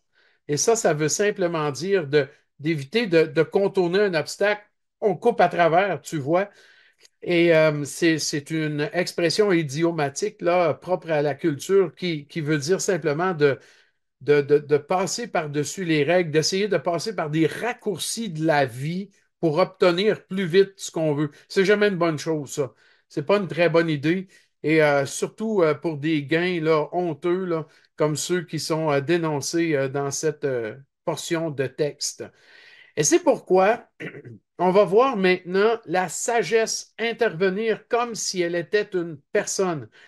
Et ce sont les versets 20 à 33, donc qui nous parlent du cri de la sagesse. Et là, dans ce passage-là, la sagesse est personnifiée. C'est une figure de style, c'est une façon de faire pour rendre le texte plus vivant, plus dynamique et créer de cette manière-là un impact profond et solide. La parole de Dieu fait ça avec des concepts abstraits. Donc, la sagesse, c'est un concept complètement abstrait, mais va la personnifier comme si elle était une personne et comme si elle faisait des choses ou subissait des choses. Et donc, la sagesse est réellement vue dans ce passage-là comme une personne. Pourquoi il faut faire attention de ne pas tirer des conclusions rapides en disant, ah ben ici c'est le Seigneur Jésus, comme dans Proverbe 8, par exemple, où à nouveau on trouve une personnification de la sagesse. Ce n'est pas le Seigneur Jésus a priori, mais une manière figurée de parler d'un concept qui autrement est abstrait. Alors, dans ce passage-là, les versets 20 à 33, la sagesse est personnifiée. Dans le texte en hébreu, en plus, il est intéressant de savoir que le mot sagesse au verset 20, la sagesse crie dans les rues. Eh bien, le mot sagesse en hébreu est au pluriel dans le texte, comme si on disait les sagesses au pluriel. Ce n'est pas le seul exemple. On voit ça un peu plus loin au chapitre 9, verset 1. Donc, je suis là-bas, ça dit, la sagesse a bâti sa maison. Elle a taillé ses 7 colonnes, etc. Elle a fait beaucoup de choses. À nouveau, la sagesse personnifiée. Ici, comme si elle était une personne architecte qui construit une maison, eh bien, c'est au pluriel en hébreu. La sagesse est au pluriel. On trouve ça encore au chapitre 24 des Proverbes, au verset 7, qui nous dit ceci, la sagesse est trop élevée pour l'insensé. Et le mot sagesse est à nouveau dans le texte hébraïque au pluriel. Et certains commentateurs pensent que le pluriel ici est utilisé pour insister, pour démontrer de l'intensité et montrer la plénitude de la sagesse de Dieu. Ça me fait penser à un texte dans le Nouveau Testament qui parle d'un autre concept abstrait comme la sagesse, mais cette fois-là, la compassion. Et dans Romains 12, nous lisons dans la version seconde, il me semble qu'il dit, le texte dit quelque chose comme, je vous exhorte donc par les compassions de Dieu. Les compassions au pluriel. Normalement, la compassion, là, c'est pas quantifiable, là. On ne peut pas numériser de la compassion. Tu en as ou tu en as pas. Tu peux avoir beaucoup de compassion, mais on ne peut pas dire une, deux, trois, quatre, cinq, il y a 6 compassions. Mais c'est présenté un peu comme ça. C'est un peu dans cette dynamique-là. Ce n'est pas exactement la même chose, mais ça se ressemble beaucoup. Et donc, avec la sagesse en hébreu, eh bien, on a un pluriel, comme si on parlait de les sagesses. Il n'y a aucun traducteur qui va rendre ça de cette façon-là, à ma connaissance, parce que, je veux dire, je pense que ça rendrait plus le texte obscur pour des francophones que d'éclairer, à moins qu'il n'y ait une note de bas de page qui explique clairement à quoi sert le pluriel dans la syntaxe hébraïque. Alors, plusieurs commentateurs ou spécialistes de l'hébreu pense que c'est pour démontrer l'intensité, la plénitude de la sagesse de Dieu. Ce serait comme si on voulait dire la très grande sagesse de Dieu, l'immense sagesse de Dieu va nous amener à ceci et cela et elle va s'exprimer comme ça. Donc, on se rappelle, c'est personnifié ici, et donc c'est une très, très grande sagesse. C'est pas du tout apparent, malheureusement, en français. Cette connotation particulière-là, c'est dans le texte en hébreu qu'on peut le voir. Si vous lisez des commentaires peut-être qui sont exégétiques ou disons qui sont un petit peu plus profonds que simplement la surface, probablement qu'ils vont souligner cet aspect-là de la sagesse. Donc, on peut voir comment cette sagesse immense de Dieu, elle crie dans les lieux publics.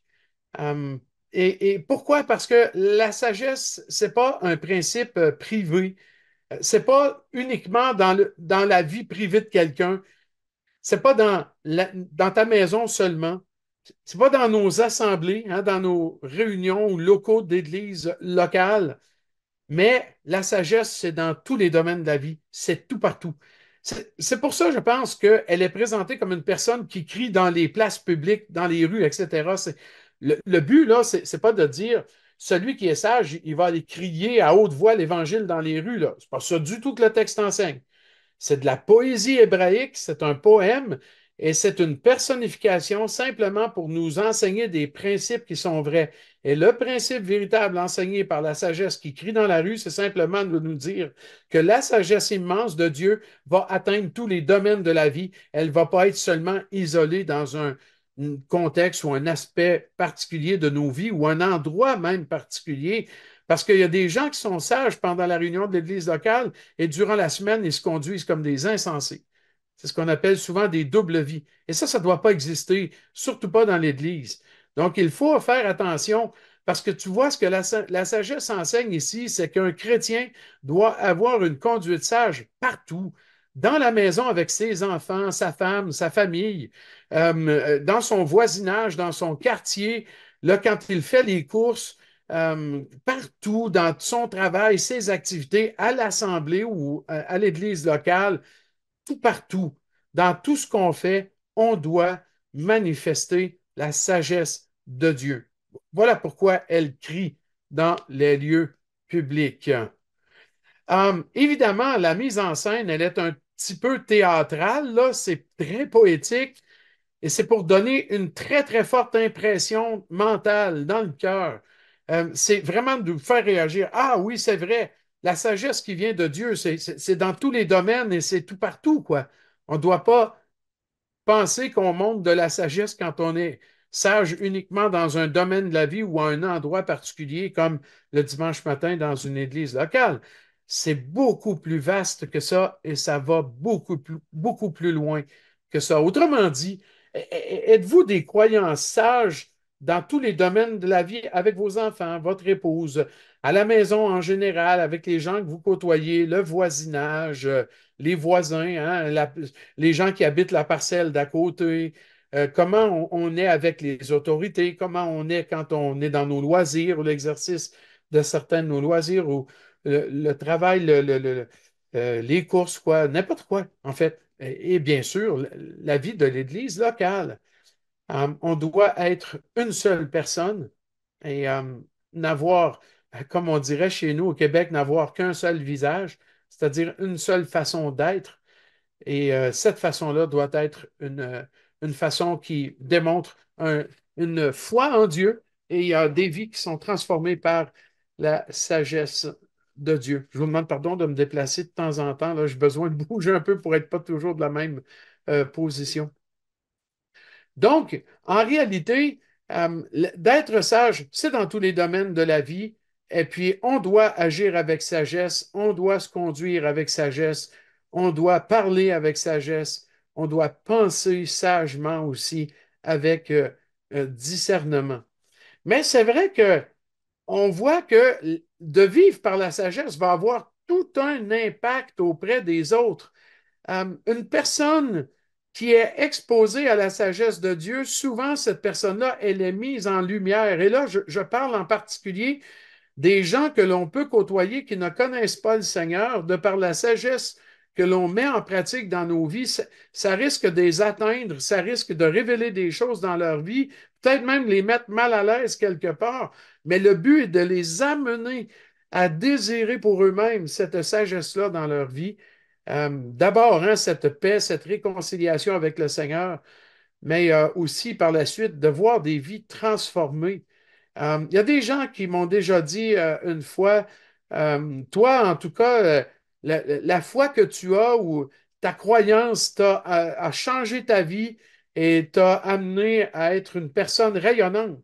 Et c'est quelqu'un qui ne voulait rien savoir de l'Évangile et qui veut d'ailleurs toujours rien savoir de l'Évangile, mais qui reconnaît, et encore me l'a dit cette semaine, une personne proche de moi qui m'a encore dit, ben voilà, on voit quand même que euh, la vie chrétienne, hein, c'est comme ça que cette personne-là voit la chose. Ta vie chrétienne t'a transformé et fait de toi une personne heureuse aujourd'hui et accomplie. Et c'est vrai que la sagesse, elle parle aux gens, elle parle au cœur, elle s'adresse à eux. Toujours dans l'image d'une personne qui parle dans les rues, eh bien, on voit que la sagesse s'adresse aux autres et dit stupide. Mais là, vous comprenez qu'en pratique, là, il ne faut pas traiter les gens de stupides ou d'insensés. Mais quand on agit avec sagesse et on prêche la sagesse, ça met en relief la stupidité quelque part des personnes dans le sens où ces personnes-là réalisent qu'elles sont insensées en rejetant Dieu et qu'elles ne peuvent pas continuer à faire comme ça. Ce n'est pas toujours cet impact-là que l'Évangile va avoir ou qu'une vie sage va avoir sur les autres, mais ça peut mener à cela. Mais c'est vrai que le mot stupide aussi dans le passage, il signifie littéralement simple ou naïf dans le sens que nous l'avons dit tout à l'heure.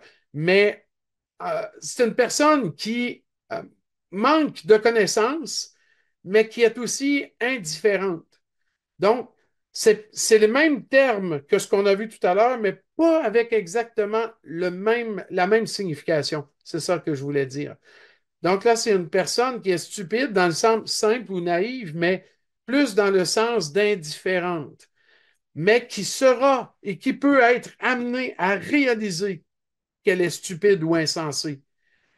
Et c'est pour ça que Paul, je pense, c'est aux Éphésiens hein, qui dit que par la lumière, on éclaire les ténèbres.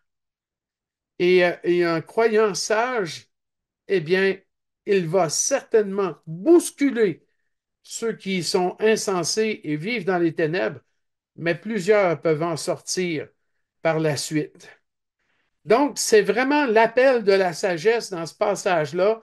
Euh, Elle veut faire partie de la vie de ceux qui disent appartenir à Dieu et elle veut aussi attirer ceux qui ne connaissent toujours pas Dieu à le connaître en s'approchant de lui, en découvrant à quel point une vie fondée sur la sagesse de Dieu, c'est la vie à désirer, c'est la vie à vouloir rechercher.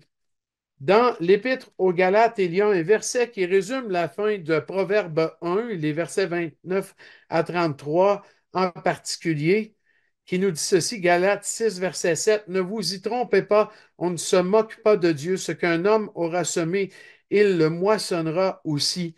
Dans le sens où une personne qui ne vit pas selon les principes de la sagesse de Dieu va en récolter les conséquences.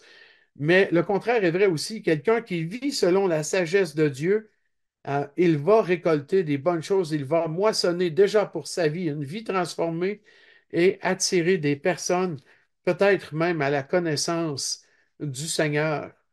Donc, voilà ce que enseigne ce Proverbe 1 en gros, en général. Il y a beaucoup d'autres choses là-dedans. Peut-être même, peut-être un dernier détail que j'ai remarqué encore dans ma lecture aujourd'hui, puis je n'ai pas parlé. Si on revient dans le Proverbe 1,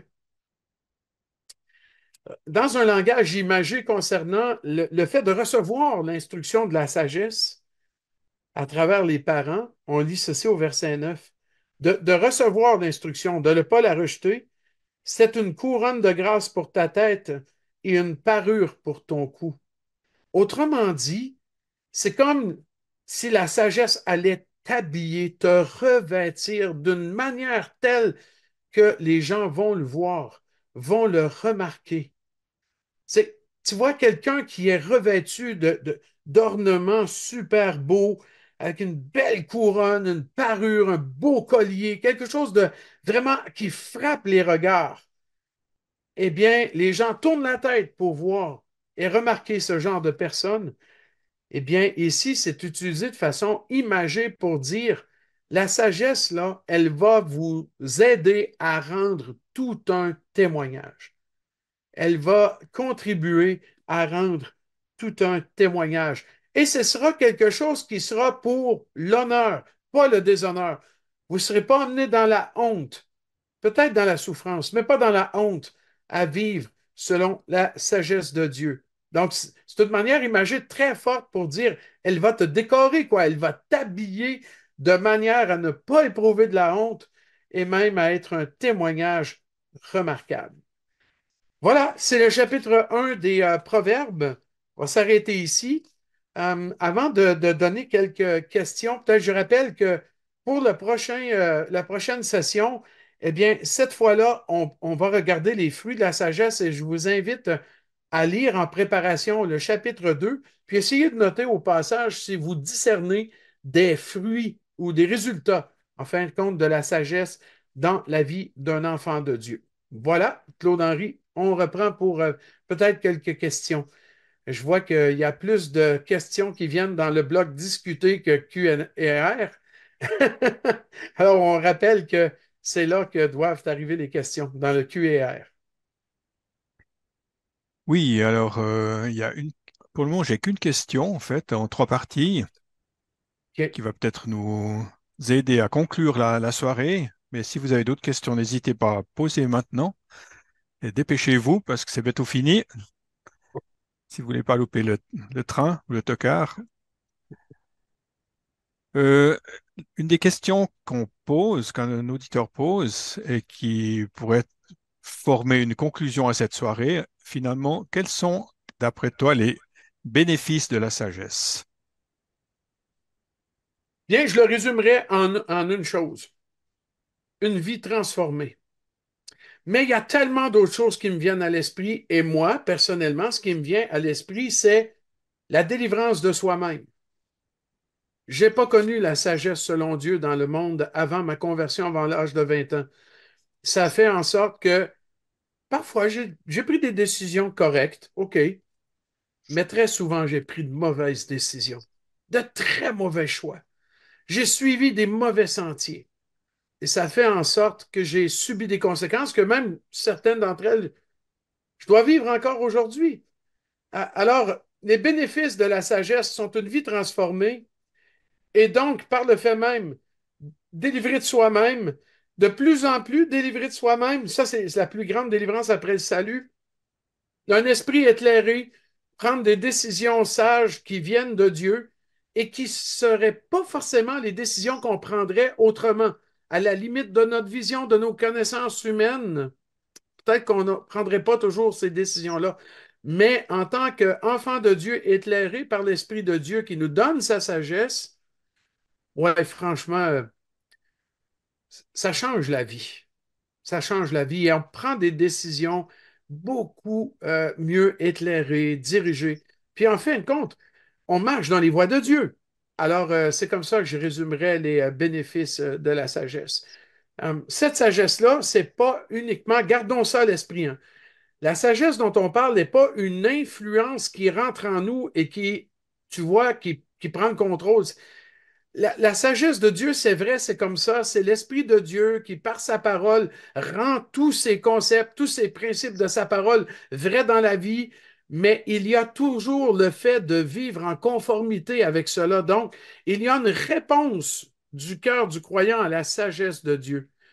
Si on disait, par exemple, la sagesse, on peut le résumer comme étant l'art de vivre selon la parole de Dieu, en conformité avec sa volonté, c'est de mettre en pratique sa parole.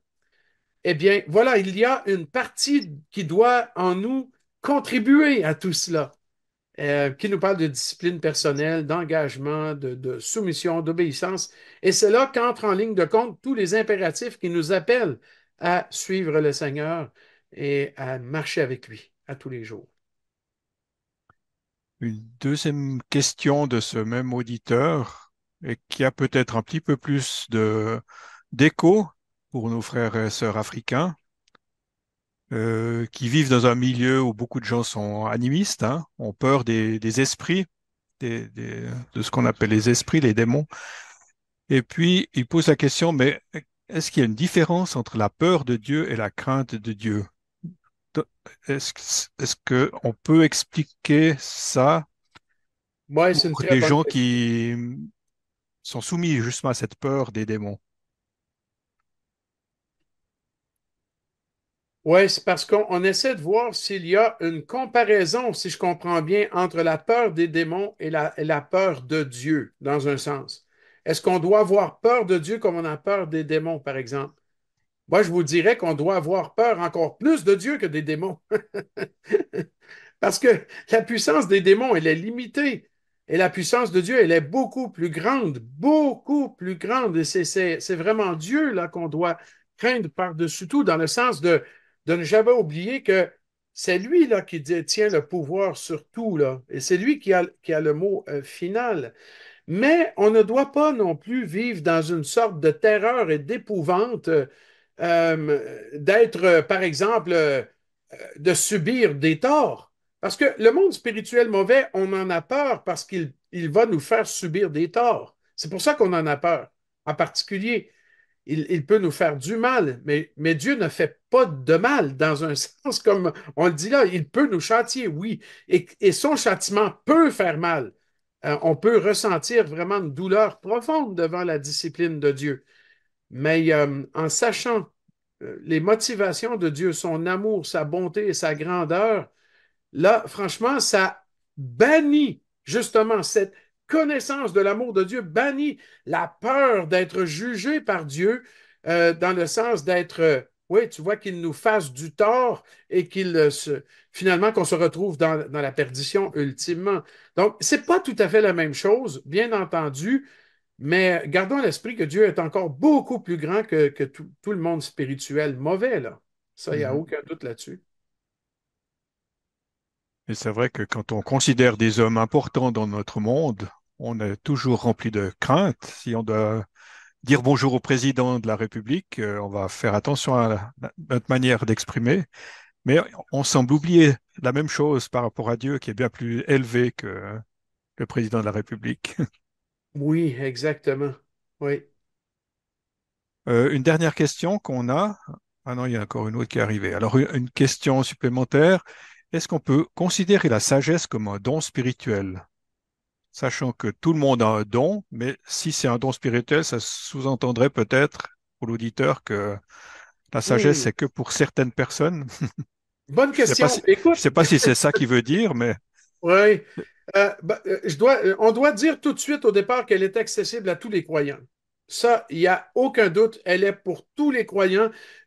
Jacques ne met pas de limite quand il dit si quelqu'un manque de sagesse, qu'il la demande à Dieu, qui donne à tous, librement et sans reproche. Donc, il n'y a aucun doute que la sagesse de Dieu, c'est un don que Dieu fait, mais à tous ses enfants qui veulent apprendre de lui et qui veulent lui obéir. Ça, il n'y a aucun doute. Est-ce qu'il y a des croyants qui ont un don de sagesse, un peu comme la foi, hein, qui est un don spirituel dans 1 Corinthiens 12, d'une façon plus particulière? Je ne sais pas, je ne me rappelle pas d'avoir vu la sagesse particulièrement cette sagesse de Dieu qu'on décrit comme étant l'art de vivre selon Dieu. J'ai de la peine à croire qu'il y aurait un texte qui dirait que c'est un don spirituel en particulier pour quelques personnes. C'est possible sous certains aspects, comme par exemple le don de discernement, le don de, comment je dirais, d'expliquer les choses qui fait partie de la sagesse de Dieu. Mais voilà, de mémoire, je ne me rappelle pas que ce soit comme on voit avec la foi. une autre question qui a trait à la discipline entre un enfant et son père. L'enfant doit-il écouter, comme souligné dans la Bible, les instructions de son père, même si ce dernier le conduit à l'encontre de la volonté de Dieu? Ouais. Prochaine question. Non, non, je rigole. Ça, c'est le genre de question que je pense qu'on voudrait éviter. Mais c'est une excellente question. Et elle peut être difficilement répondue d'une manière dogmatique.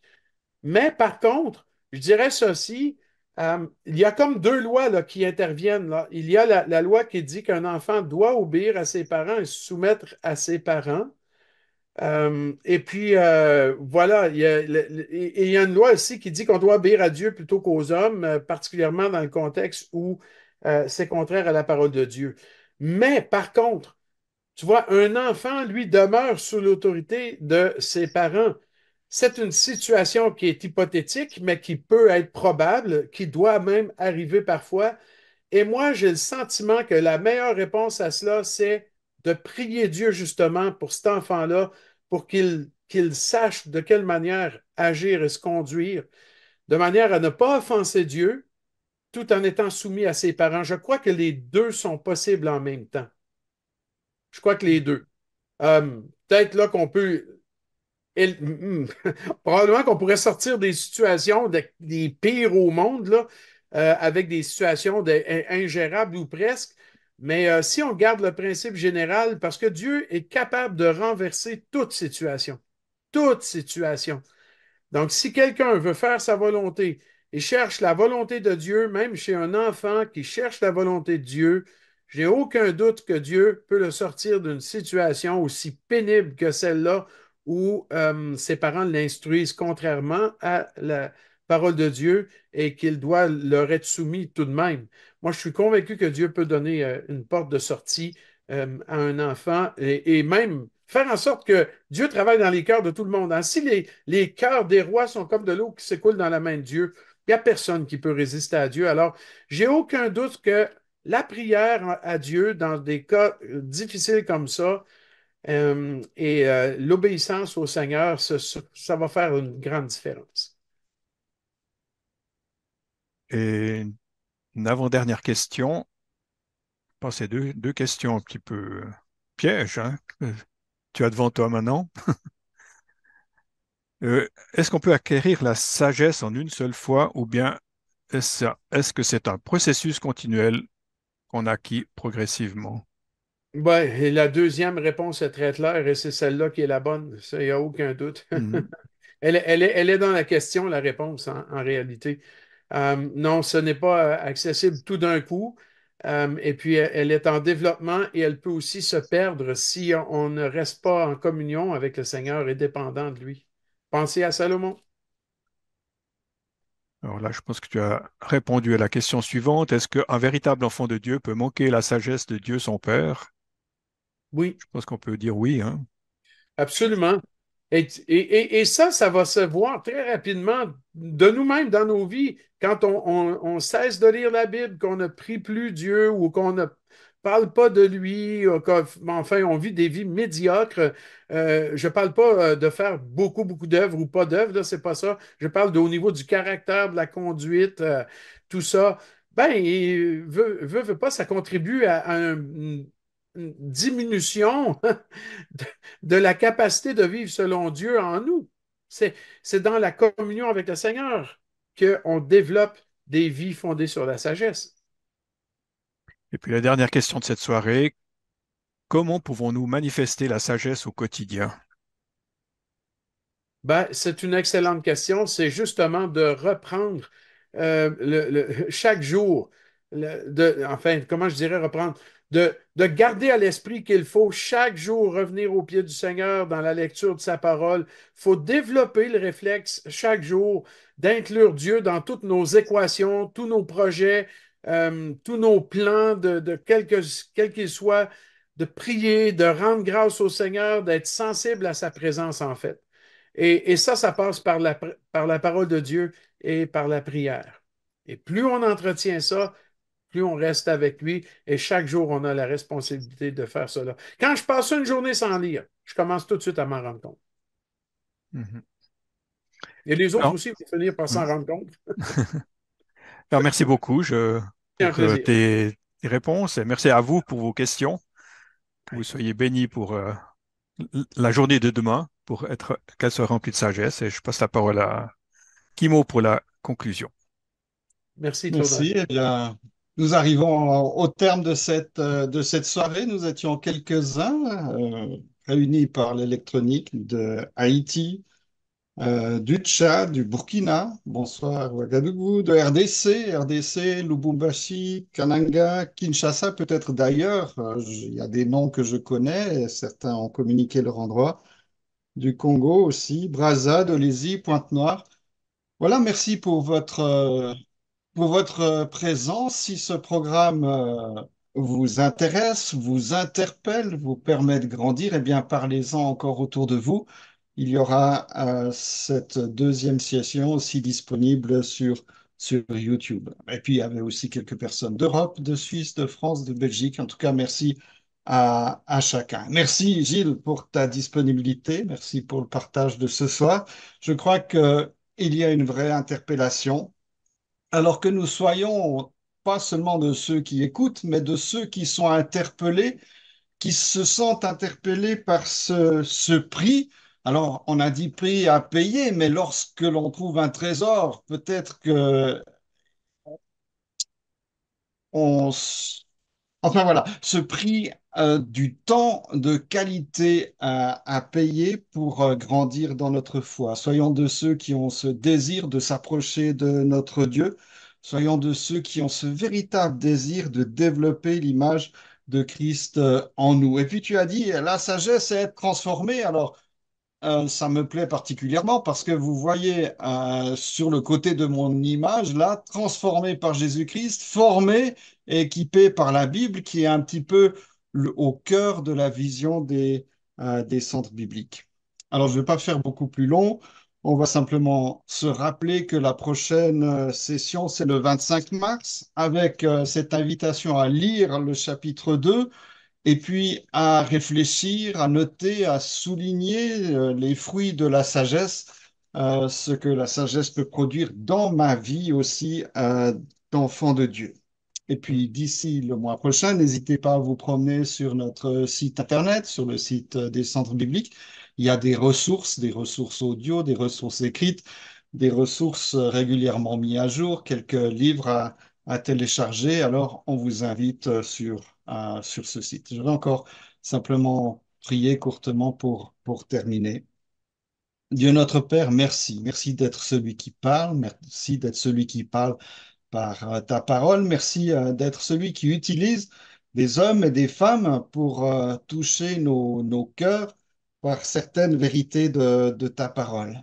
On aimerait te demander que voilà, dans ces jours qui viennent, on puisse continuer de nous intéresser, de méditer, de nous arrêter sur ce qui a été partagé, que nous ayons ce véritable désir de répondre à ton invitation, de nous approcher, de répondre à ton invitation, d'écouter, d'apprendre, de progresser dans notre connaissance de ta parole, que nous ayons véritablement ce désir d'être transformés par ta parole. Merci parce que tu agis au quotidien dans chacune de nos vies. Merci pour mes frères et mes sœurs rassemblés ce soir autour de nous avec ce même désir d'apprendre, que nous puissions être aussi de ceux qui transmettent, de ceux qui invitent, de ceux qui partagent ce qui nous semble bon pour nous. Notre Dieu, notre Père, nous te bénissons pour ces moments dans le nom du Seigneur Jésus. Amen. Amen. Merci à tous. Merci, Kimo. Au À très revoir. bien.